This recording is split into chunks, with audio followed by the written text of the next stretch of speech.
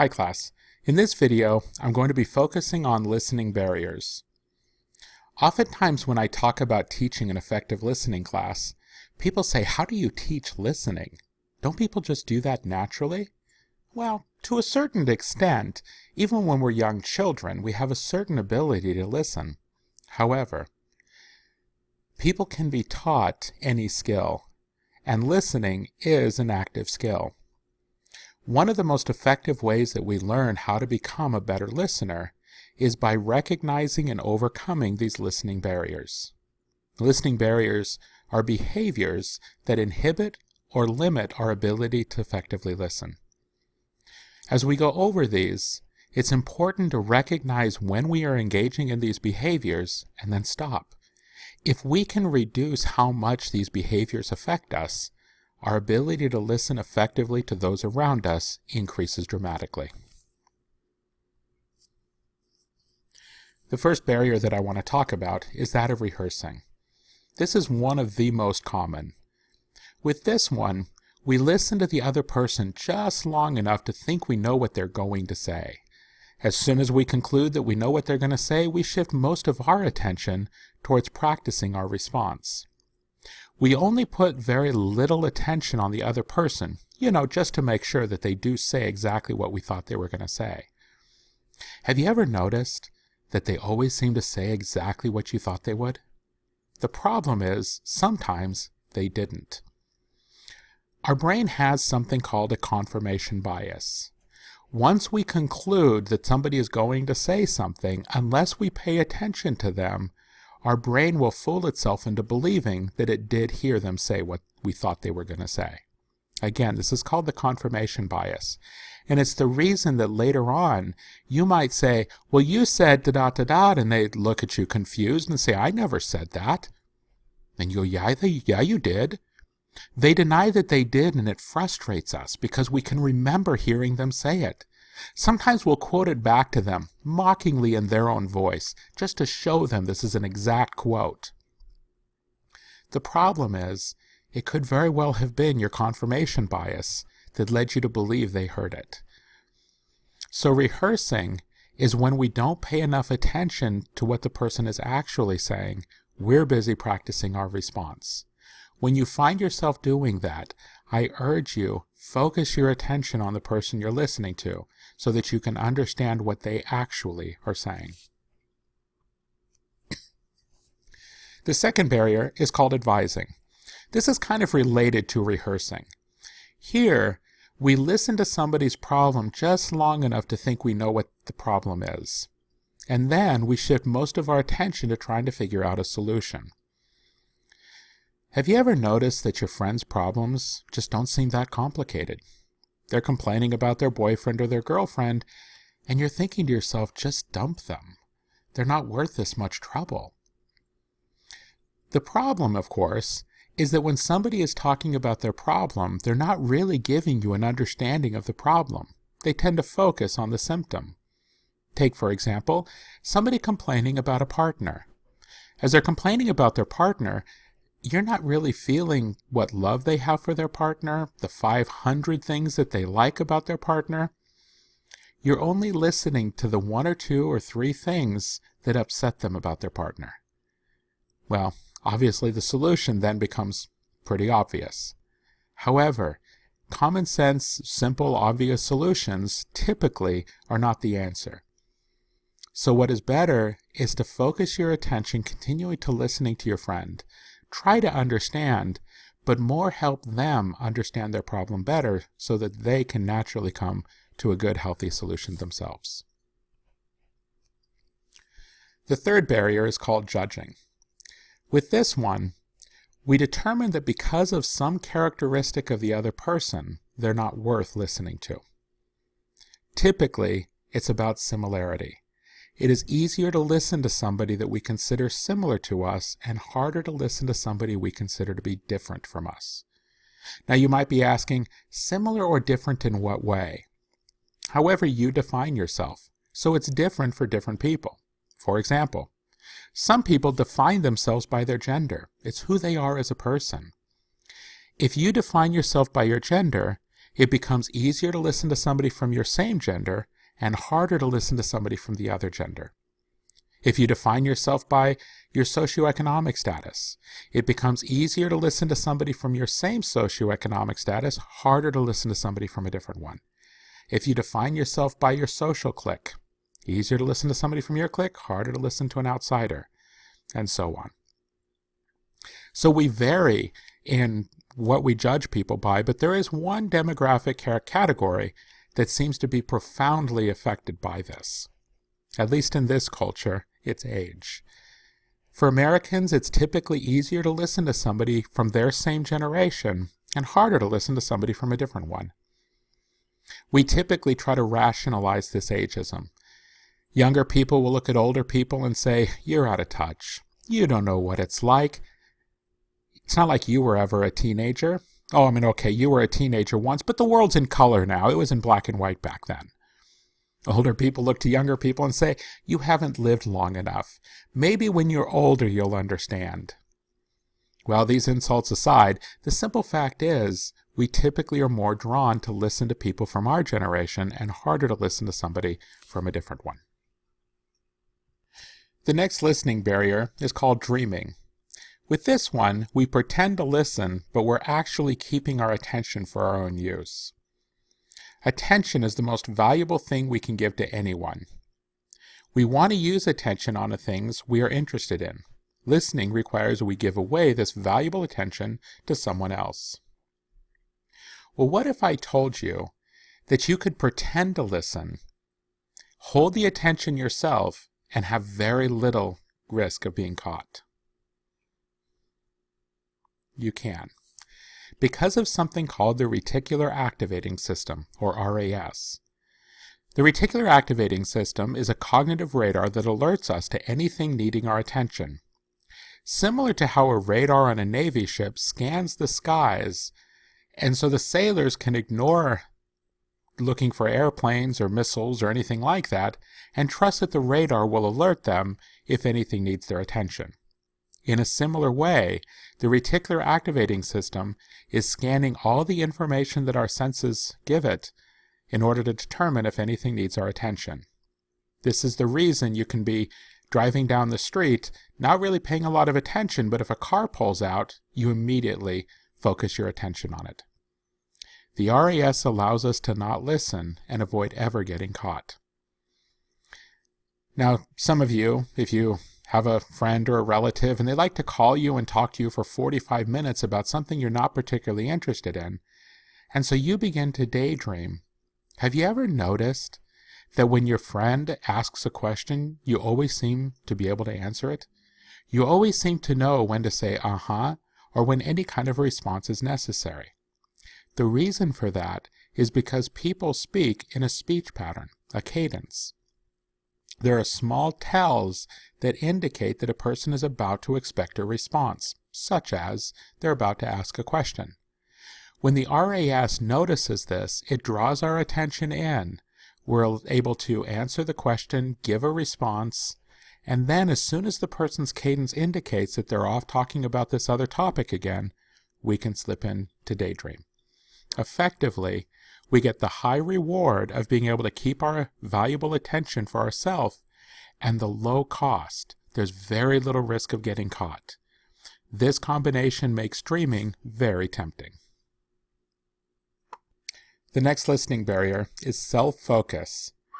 With this one, sometimes we have difficulty listening if we don't feel like the topic relates to us.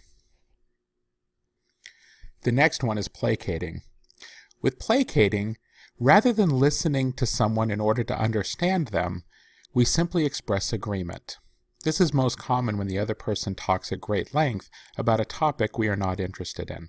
For example, some of you might have a friend that talks a lot about politics. They can go on for an hour or two about why this candidate is better than that candidate. And you might care enough to vote, but you don't necessarily want to spend all this time listening to this or talking to them about it. So as a result, sometimes we will daydream and simply say, I agree, I know, yep, and hope that eventually they'll get tired of talking to us when really they're not going to convince us of anything. The next listening barrier is attraction. We often find it harder to listen to someone if we find them particularly attractive or particularly unattractive. If we are strongly attracted to someone, we tend to look more favorably at what they say. Conversely, if we find the person to be particularly unattractive, we tend to look less favorably upon what they say. If we find them to be neither particularly attractive or unattractive, which is by far the most common, we are more likely to listen. So it's not very common that anybody is affected by this. However, you can imagine how frustrating it is if your friend their ideas aren't being listened to because of how they look. If you ever find yourself either already liking or disliking what somebody's saying before you yourself could explain it, that's a pretty good indicator that this is happening. The next barrier is a big one: culture. Culture is a system of rules we use to interpret meaning to the outside world. It's very broad and pervasive throughout our lives. It includes various things. For example, culture is included when we look at language. Language are the rules we use to interpret the meaning of words. It also deals with relationships. Now, if you and another person share parents, your siblings, that naturally means something when you're young children and sharing resources. As adults, by nature, this is simply another adult that you choose whether to cooperate or compete with. But our culture says family is forever, and therefore it has a special meaning throughout our lives. Our culture also tells us the significance of January 1st. People say it's a new year, a new beginning, a chance to turn over a new leaf. Actually, you can have a new start any day of the year. But January 1st oftentimes is given that elevated purpose by our culture. Birthdays, etc., all of these things have meaning through culture. What is appropriate behavior or inappropriate behavior? Again, our culture teaches us what behavior is good, what behavior is bad. So culture is pervasive. A common mistake made of culture is a belief that we are part of one culture and everybody who is part of that same culture is an exactly same culture as us. In actuality, each of us are part of various cultural groups. For example, you have a language cultural group. People who speak your language, for example, if it's English, share that culture group with you. They tend to have a similar interpretation of the meaning of words. You might also have, for example, a religious cultural group. People of that religion share certain common interpretations of the world around them. Just because somebody is part of your language culture group does not mean that they're part of the same religious culture group. So the people around us might be people that we share one culture group with and yet have different culture groups in other ways. Operating under different rules of interpretation obviously can lead to a lot of misunderstanding. I want to suggest that perhaps most dangerous here is when we assume that the other person is operating under the same rules, in other words, the same culture, when they are not. We'll be covering much more about culture and intercultural communication later in the term. The next barrier is something called the processing rate gap. The brain processes information much faster than a person can talk. This excess capacity contributes to boredom and psychological noise, things like daydreaming. I've seen an estimate that we can take in information or listen at a rate of up to 2,000 word equivalents per minute. Well, the average person only talks between 125 and 175 words per minute, meaning about 7.5% of our listening capacity. The remaining 92.5% between the rate we can listen at and the rate the person talks at is what we call the processing rate gap. It is what causes psychological noise. This 92.5% causes us to be daydreaming, thinking about various topics, or incredibly difficult to focus our attention on the 7.5% of the messages coming in from the person we're listening to. Next is the information overload. The information overload occurs when we're getting too much information too quickly. It leads to the brain being exhausted. This brain weariness or exhaustion oftentimes makes listening more difficult.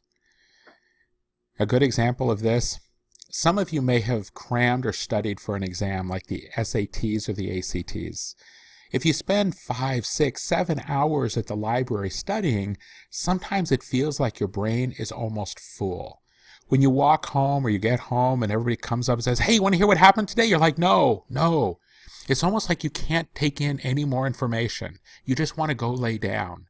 And so you'll say something like, "Don't bug me. I'm going to go to my room. I'm going to lay down. Do not disturb me unless the house is on fire. And then only if the flames are getting close to my room." This exhaustion makes it very difficult to listen. Now, what if your brain was constantly in that state? If your brain was constantly in a state of weariness, two things would happen. First of all, you wouldn't realize it. It would be normal for you. So what you would feel is kind of a numbness to new information, a boredom with it. The second thing that would happen is that you would lack a certain level of curiosity. This curiosity is born out of something called rational ignorance. Rational ignorance is when the cost of being informed exceeds the benefit of being informed.